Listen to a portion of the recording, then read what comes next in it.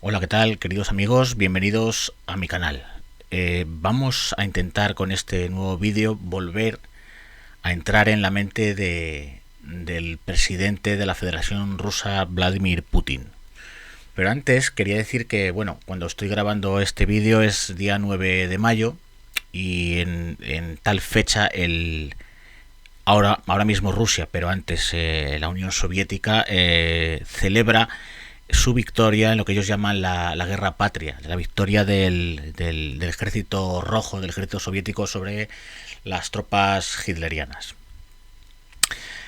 Como dice el Evangelio, como decía Jesús de Nazaret, hay que dar a Dios lo que es de Dios y al César lo que es del César. Y que, bueno, aunque hagamos crítica de esta brutal invasión por parte de Vladimir Putin y del ejército ruso a sus hermanos ucranianos, pues también es de justicia decir que, a pesar de lo que digan diga Occidente, sobre todo los norteamericanos, pues no, realmente quien pagó un gran tributo de sangre en la Segunda Guerra Mundial fueron la Unión Soviética, que perdió a 20 millones de sus hijos en la guerra contra las tropas alemanas. Y bueno, más allá de este pequeño apunte que quería hacer por fecha tan señalada, bueno, vamos a intentar, como he dicho, vamos a intentar volver a entrar en la mente de Vladimir Putin para saber más o menos cómo piensa y para intentar, consultando en diversas fuentes actuales y otras no tan actuales. Recordad que lleva en el poder Vladimir Putin desde finales de 1999, efectivamente en la presidencia desde el 2000.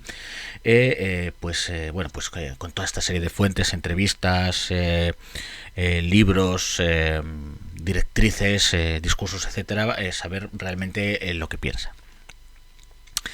Una de las grandes preguntas que utiliza sobre todo la prensa occidental, mejor dicho, la prensa occidental lo que hace es desinformar. Bueno, realmente estamos en un marasmo de información, mejor dicho, de desinformación, lo que otros llaman de infosicación, que nos oculta cada vez más lo que consideramos o lo que buscamos todos un poco, que es saber con cierta veracidad lo que es Putin, lo que piensa Putin y sobre todo para prever lo que puede hacer Vladimir Putin. Como sabéis, bueno, para muchos es un comunista, para otros es un nacionalista, para otros es un fanático de la Iglesia ortodoxa.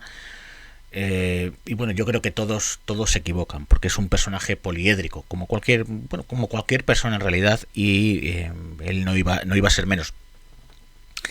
Él, ante todo, es un ruso de San Petersburgo, con lo que ello conlleva, por la idiosincrasia de los peterburgueses, y también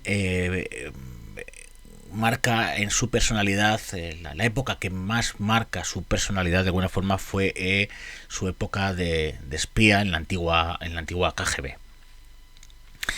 En una entrevista de principios de los 2000, cuando él llega a la presidencia de Rusia, una entrevista que le hacen no recuerdo si fue la CBS o la CNN norteamericana, le preguntan a Putin si él es comunista. Y bueno, él nos cuenta una historia bueno, le preguntan por su abuelo. Sabéis que su abuelo, uno de sus abuelos fue cocinero de Lenin y después de Stalin. Su padre fue agente también secreto, podríamos decir. Funcionaba para la parte de la inteligencia del ejército durante la Segunda Guerra Mundial, fue herido, etcétera. Era ateo, mientras que su madre pues era creyente y se desempeñó en múltiples trabajos. Pero bueno, él cuenta siempre, cuando le preguntan sobre su abuelo, el que había sido cocinero de Lenin y de Stalin, él dice que bueno, su abuelo era su abuelo y él es él, que era otra época y otra forma de vida y otra forma de pensar. Y cuando le preguntan sobre el comunismo en sí, él había visto cómo había caído el muro de Berlín, estaba destinado precisamente por parte de los servicios de la KGB en Berlín, veía el progreso económico del mundo capitalista frente al atraso del mundo del socialismo real, del comunismo. Y él llega a decir en esta entrevista que bueno, que el comunismo es una bonita historia, pero que no la historia había dictado sentencia y que la economía planificada estatal llevaba a los países a la ruina. Por tanto, no podemos decir que Vladimir Putin, a pesar de haber crecido, nació en 1952 y haber crecido bajo la propaganda del Estado comunista, luego él ve claramente lo que está pasando en Europa, ve las dos velocidades, ve los dos sistemas en Alemania y claramente ve que el sistema, como he dicho, el sistema comunista no funciona. Putin lo que sí lo que sí es, como dije en el anterior vídeo, es un soviético de base, de alguna forma. Y esto lo vemos muy bien, está muy bien descrito, vuelvo a repetir, como en aquel primer programa, por la premio Nobel bielorrusa Svetlana Alexievich, en un libro que se titula El fin del Homo Sovieticus, donde habla un poco de cómo era el carácter, la cosmovisión de estas personas educadas bajo el Estado soviético, bajo la propaganda del Partido Comunista. Y uno de sus rasgos que tenían era el militarismo. No hay más que ver, ¿verdad?, la forma de andar, de moverse, de mirar, de interactuar de Vladimir Putin para saber que ha habido detrás un adiestramiento militar, más que dentro del ejército, que también dentro sobre todo de los servicios secretos del KGB, que hoy en día es el FSB, el Servicio Federal de Seguridad. Y cómo no iba a ser militarista. Pensemos que prácticamente el 70% del Producto Interior Bruto de la Unión Soviética iba para mantener ese enorme ejército. Claro, lo que iba para el ejército no podía ir para otras cosas, porque las habas son contadas.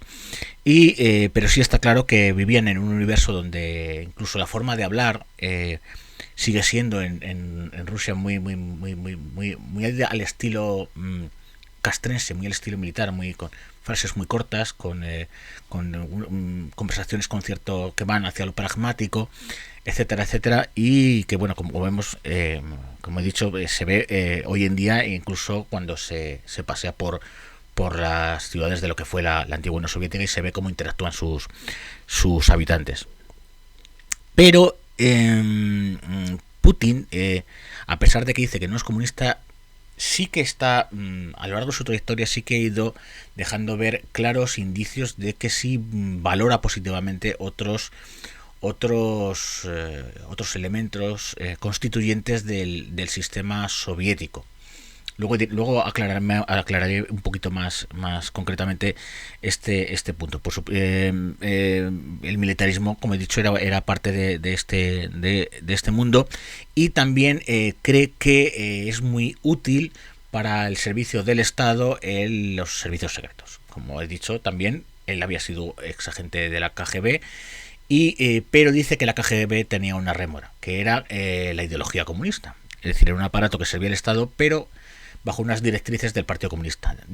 Ahora dice que el FSB, liberado de cualquier doctrina ideológica, utiliza la praxis, es pragmático, utiliza la Realpolitik para servir al Estado ya no soviético, sino al Estado ruso, y que por tanto ciertos valores que impregnan el nuevo FSB son útiles para la conservación del Estado y también para la propia población rusa. Es decir, empaparse un poco desde la escuela en este estilo de cosmovisión del mundo, en este estilo de ver las cosas, de ejecutar las cosas, pues Putin viene a decir que es bastante interesante. Fijaos, Putin, hay un discurso que ya dije un texto que luego fue publicado por todos los periódicos rusos, un texto que él escribe en el cambio del milenio, en el año 2000, que viene a decir algo así, bueno, se viene a titular como Rusia en el cambio de milenio. Es decir, plantea una especie de programa de cómo Rusia tiene que operar, desenvolverse ante los cambios que van a ocurrir en el nuevo milenio para seguir siendo una potencia mundial. Y claro, muchos le dicen, ¿qué hacemos con el siglo soviético? qué hacemos con la herencia soviética. Y esto, claro, se lo han planteado muchos países cuando hay un cambio drástico, cuando hay épocas de transición o de ruptura, ¿no?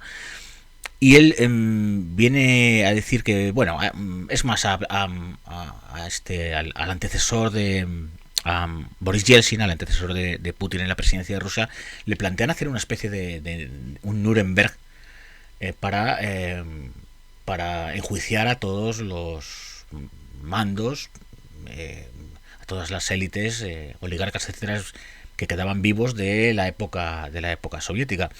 Y Yeltsin lo desecha, a Putin se lo vuelven a plantear y dicen que eso que eso iba a crear más nuevas fricciones entre la población, y que ya había sido suficiente una década ruinosa, la que él considera que es del año desde la caída de la Unión Soviética en 1991 hasta su llegada al poder, que el pueblo ruso no quería más, no quería encizañarse más, no quería volver a las andadas, y que por tanto enjuiciar a los rusos que habían medrado o que habían mandado durante la época soviética, pues que no entraban entre sus planes. Además dice que también desechar completamente el siglo ruso era un disparate, y era un fin, algo que no se podía llevar a cabo, no se podía asentar en la idea de ese desdichado siglo soviético, porque viene a decir que si renegamos de todo el comunismo, si renegamos de la Rusia y luego la Unión Soviética desde la Revolución de Octubre de 1917, sería lo mismo que decir que la vida de tantos millones de rusos, la vida dice él, hablando de sí mismo, la vida de nuestros padres, la vida de nuestros abuelos no hubiera tenido sentido, no hubiera servido para nada. Y él dice que no, que todo lo contrario, que han recibido, más allá de la ideología que él desecha, ha recibido una serie de valores que sí que sirven para la nueva Rusia que él plantea en el cambio de milenio. ¿Qué va a hacer Putin? Ya sabemos que no es comunista y tiene que enfrentar una transición, ¿no? hacia el al mundo que ahora nosotros decimos putiniano. ¿Y qué va a hacer? Por ejemplo, algo muy interesante es el tema de la simbología.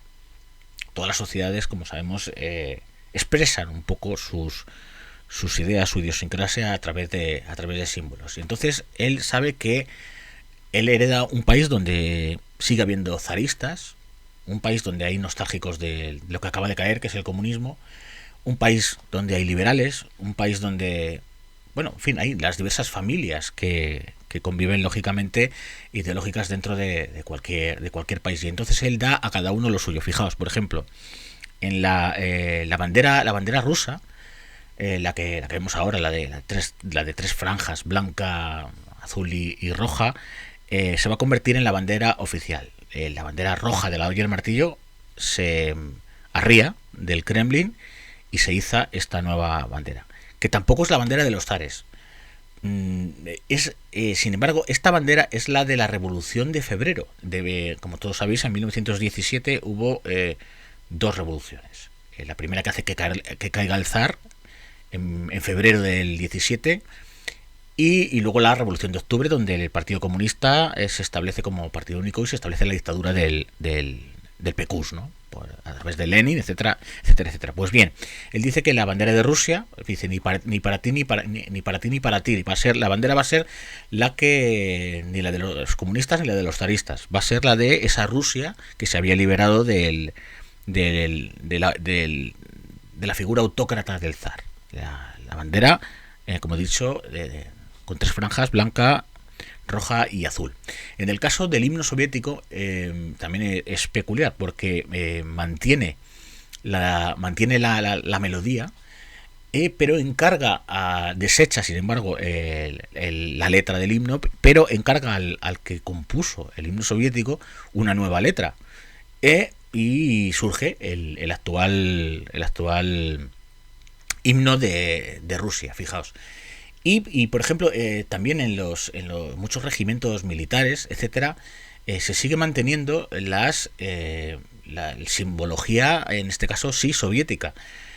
O por ejemplo, cuando vemos sobrevolar un avión de caza, un avión militar ruso, vemos la estrella roja, ¿no? Que es lógicamente un símbolo que viene del ejército rojo, ¿no? Del ejército popular, del ejército rojo, y que se mantiene actualmente. Como veis, un poco reparte esta simbología un poco para que todo el mundo quede contento.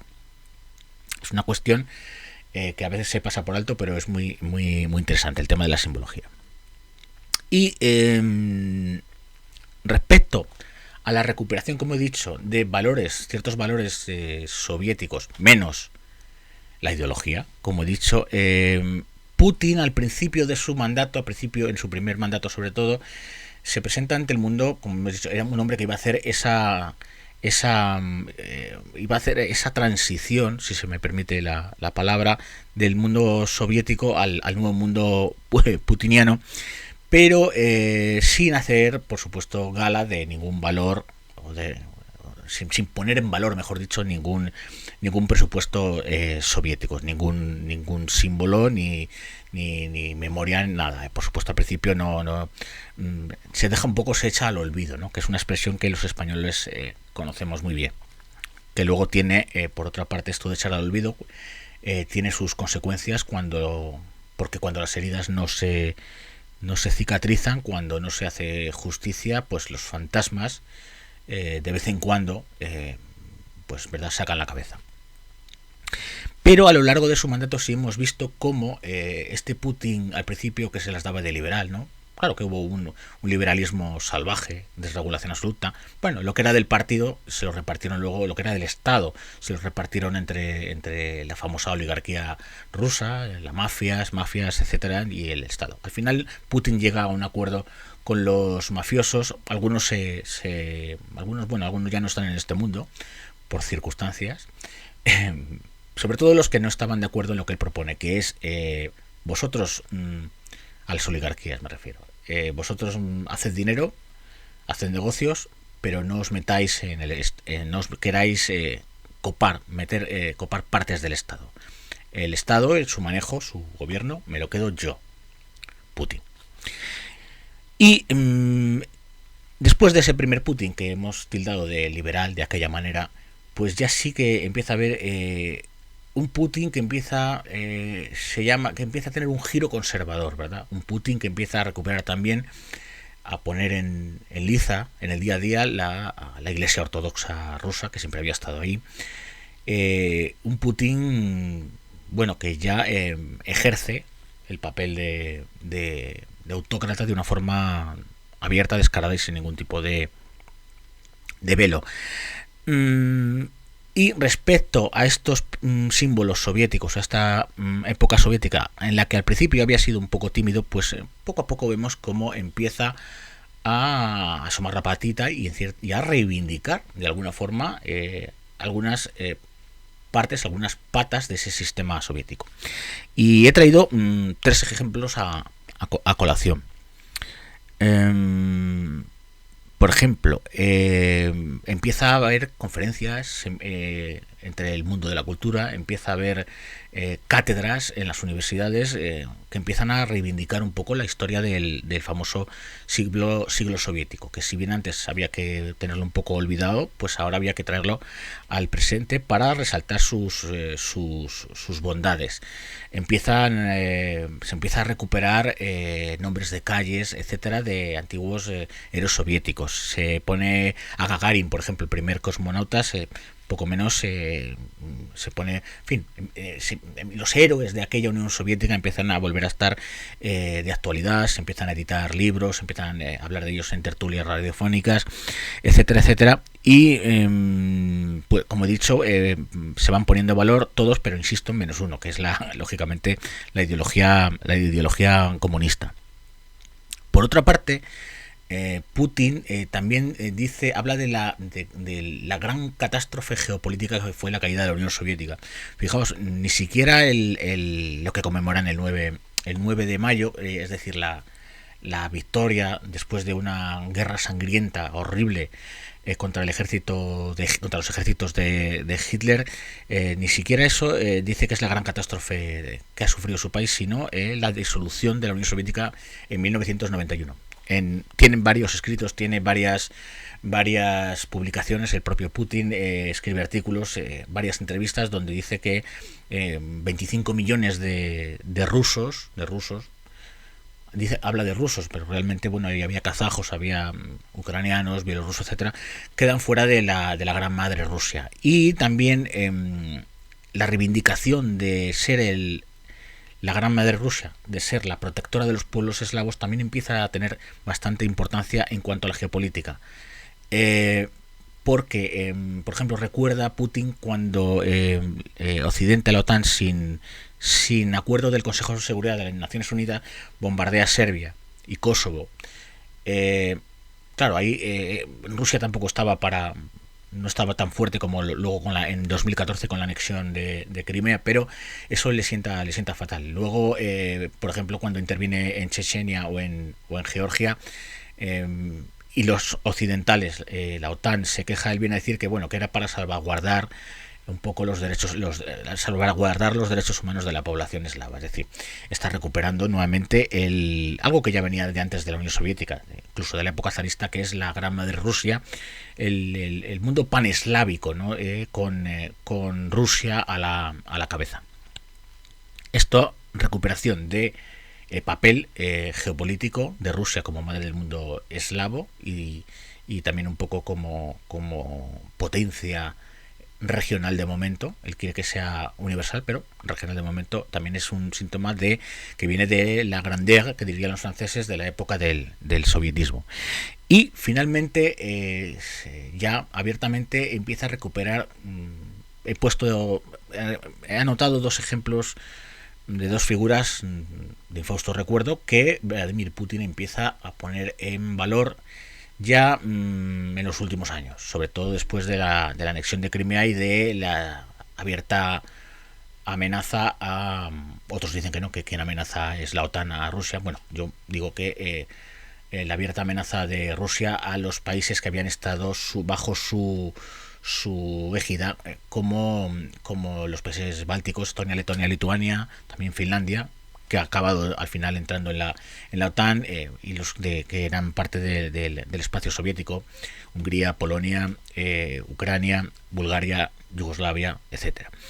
Y como digo, pone en solfa a dos figuras, una que es Stalin y la otra que es Félix Dzerzhinsky. El primero, lógicamente, es más conocido, el padrecito que llamaban los soviéticos, que al principio, bueno, pues Putin, insisto, no se hablaba de él, como tampoco se hablaba de la Unión Soviética, era una parte que había que echar al olvido, pero, por ejemplo, ahora mismo hay propuestas de Rusia Unida, del partido de Vladimir Putin, para devolver a la ciudad de Volgogrado el nombre de Stalingrado, ¿no? Recordando donde cayó el ejército nazi de von Paulus, una batalla de las más terribles de la Segunda Guerra Mundial, donde se venció realmente al ejército, donde el ejército nazi empezó a retroceder hasta acabar en mayo del 45 asediado por los propios soviéticos en Berlín. Pues bien, como insisto, Rusia Unida ha propuesto devolver a la ciudad de Volgogrado el nombre de Stalingrado. Si eso no recupera la memoria soviética, que venga Dios y lo vea. Y este otro personaje del que os he hablado, que tiene un nombre pues un tanto, para un hispanohablante, un tanto difícil, que es Félix Dzerzhinsky, que es el creador de la Checa.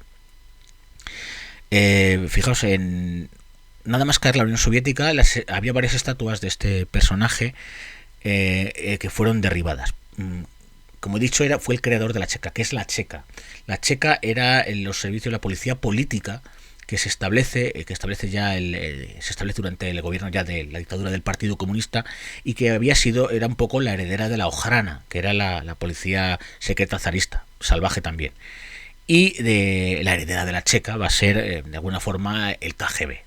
Es decir, pues bueno, Dzerzhinsky, que había sido el creador de la Checa, y inspirador también de métodos ellos decían de reeducación, métodos de tortura, en fin, inspirador también del Gulag, etcétera, uno de tantos, ¿no? Pero bueno, pues este hombre también en Rusia Unida y políticos cercanos, alcaldes cercanos a Vladimir Putin están ejerciendo, están promoviendo colectas públicas para volver a levantar las estatuas a este fichaje, a Ciersinski, al creador de la Checa, y también para devolver nombres a las calles de personajes de esta catadura moral. Y bueno, queridos amigos, damos por concluido este nuevo acercamiento a la mente de Vladimir Putin. Espero que os gusten estos vídeos.